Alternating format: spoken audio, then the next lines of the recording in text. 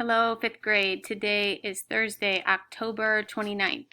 And today in class, we got our gel pens out and we got our doodle and do figurative language out. We got our nifty thrifty 50 out and your my book out. So make sure you have all those things handy, and you should have a spiral notebook so you can take notes on the video handy. If you don't have those things, push pause and go get them. All right, first things first. We had 4 more nifty thrifty 50 words that we needed to come up with more words for. So we had impossible, musician, richest, and unfriendly. And today we talked about not only finding words inside the words, but also finding words that we can make if we know, where am I? This side. If we know the root word possible, everything's backwards. There we go. If we know the root word possible, then we can change that to possibly and possibility. So impossible is I-M-P-O-S-S-I-B-E-L-E. I-M-P-O-S-S-I-B-E-L-E. And with that word, we can also create possible, possibly, and possibility. Number 6, our word was musician. M-U-S-I-C-I-A-N. M-U-S-I-C-I-A-N. And if we know musician, we know music, and we know musical. And then we can even tack on another suffix ly to make it musically. So it doesn't sound like you have that al, then the ly, but musically, actually, if we say it how it's spelled, it would be musically. So add those words. These should be in your spiral notebook. You are making a list of your nifty, thrifty 50, so you can see our important words are numbered, and then we are tacking in some extra words that we know because we know the thrifty 50 words. Number 7 was richest. We said, well, we see the word rich. We can even see the word chest. But if I'm not the richest, I might just be richer than somebody else. And then we tried tacking on over here, a prefix. We said, can something be non-rich or unrich? Not sure if I've heard them that way or not, but we tried them out. So you can add them in, and then holy cow, for the word unfriendly, we had a whole bunch of words we could make. We made friendly by just taking off the prefix. Oops, I forgot to cheer them. That's all right. U-N-F-R-I-E-N-D-L-Y. U-N-F-R-I-E-N-D-L-Y. So we have friendly. We could take off that suffix ly and just make friend. We talk about when we're spelling friend, you should always be able to see the tiny word end because you have a friend to the end. Then we tried a different suffix. So you might feel friendless, feeling down in the dumps. And then we said a new word that's been created because of Facebook, you can unfriend people.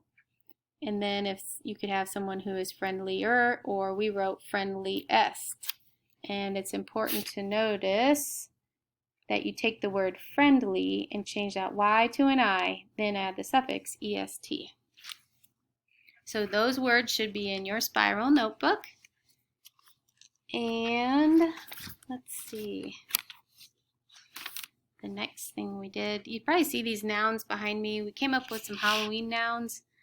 If we get time, we're going to use them to help write a poem tomorrow. Maybe. All right, so in your my book, there it is, the poem that will not end. We literally decided today that this thing is never going to end. Basically, yesterday, this kid went to school. He made poems with his fries, and at recess, He got captured by his poems. He even scrawled in the mud, I think. He wrote in the mud, the soccer field. So today, we are going to be starting where, there we go, on page 156 and 157, where he is now back home and he's going to eat supper. So I'm going to read and ask you to read along with me some of the parts, and then some of the parts we'll just read together. So I'll go first here. Dinner was no different. I had to sneeze. I looked up at the kitchen wall and saw 3 lines in peas. The ditty that I wrote that night was delectable and meaty. I inked with marker on my toes a new kind of graffiti. And then the top of the next page, used pickup sticks for limericks, wrote Simile in the rain, stacked sonnets up the staircase. Good grief, this is insane. These are all different kinds of poems, limericks, Simile, and sonnets. Read with me this time. Dinner was no different. I had to sneeze. I looked up at the kitchen wall and saw 3 lines in peas. The ditty that I wrote that night was delectable and meaty. I inked with marker on my toes a new kind of graffiti. Used pickup sticks for limericks, wrote Simile in the rain, stacked sonnets up the staircase. Good grief, this is insane. So this kid can't even get through supper without writing, and then he keeps writing up the stairs. So read peas with me. Peas. My mouth is filled with peas. No matter how I wheeze, I can't hold back the sneeze. Read feet with me. Feet. My feet. They can't stay still. They are always moving to some cool rhythm I hear in my head. And then read conductor with me. Get my head out of the way. In storms, I can conduct a symphony. I stand in front of all those instruments, and wow, I feel excited. What suspense, as all those sounds become a part of me. I play the wind, the thunder, and the sea. I am in charge. This power is intense, a world of rhythm that is huge, immense. It swirls about me wild and mightily. I get to choose the singer and the song. With my baton, I tell them when to start. We work together great, and I belong. It's fun to be the leader, be a part of all those sounds that sweep about so strong, that echo in the drumming of my heart. And turn the page, and here we have, he's getting ready for bed, so he's going to take a shower and brush his teeth. He says, my brain went into overdrive. I started writing faster, careening wild at breakneck speed, a poetry disaster. Make sure. My mom called up, are you in bed? But I could hardly hear her. I'd found a tube of toothpaste and was writing in the mirror. Read that with me.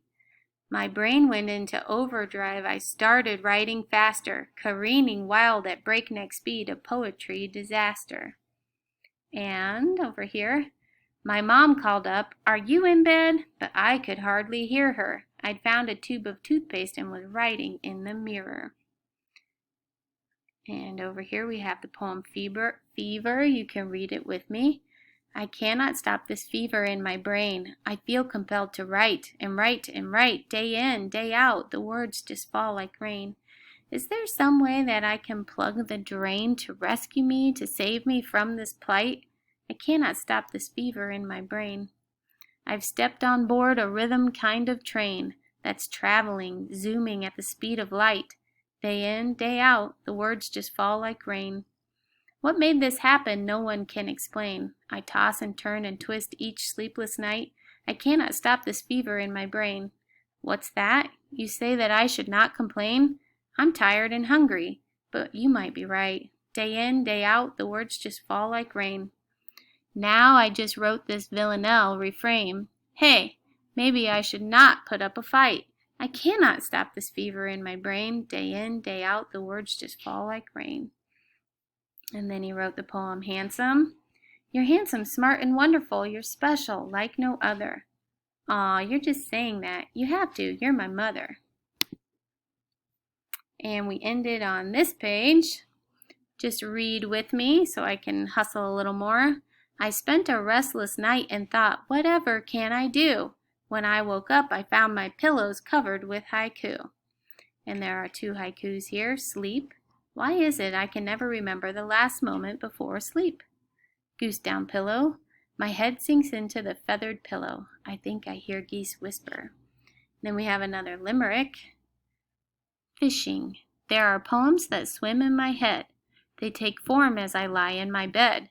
With my pen for a hook, I might quick have a look, and then catch them on paper instead. And then the last page we read today.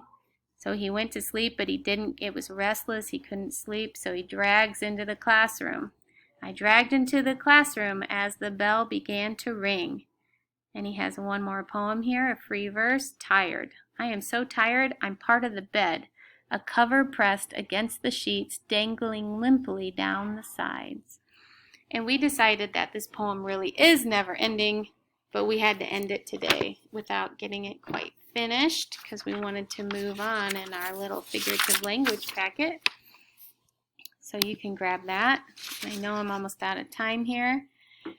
Today we finished this page, and obviously you can doodle away on it, but we said that figurative language, it does create vivid pictures, ideas, and feelings, and as the reader, you should look for clues in the passage to help you figure out the author's message. And then clues might be in the sentence where the words are found, or just before or after the figurative language. So get that copied in. And then we started in on similes. We said a simile compares 2 things using the words like or as. And we read the clown one, and we put a box around the like and as in each of them. Happy as a clown. They're like 2 peas in a pod. Cute as a puppy. So if I say you're as happy as a clown, I'm comparing you to a clown. If I say you and your sister are like 2 peas in a pod, I'm comparing the 2 of you to peas in a pod. If I say you're as cute as a puppy, well, we all know puppies are super cute, so I'm comparing you and telling you you look really cute, and I'm comparing you to a puppy. And then we came up with a couple more examples. There they are. Bright as the sun, dark as the dirt, or dark as the night. Sneaky as a mouse, I think Georgie said, or sneaky as a fox. And that's all the farther we got on that today. So make sure for homework that you read. You should be reading your leveled reader. I would like to read those with you today during our meeting. So be ready for that. Make sure that you are studying your nifty 50 words on spelling city. You can do that whenever you want. There's no test tomorrow. And you should have a total of 40 waggle minutes at the end of this week. And some of you have 0. So that needs to be something that you work on today. Adios.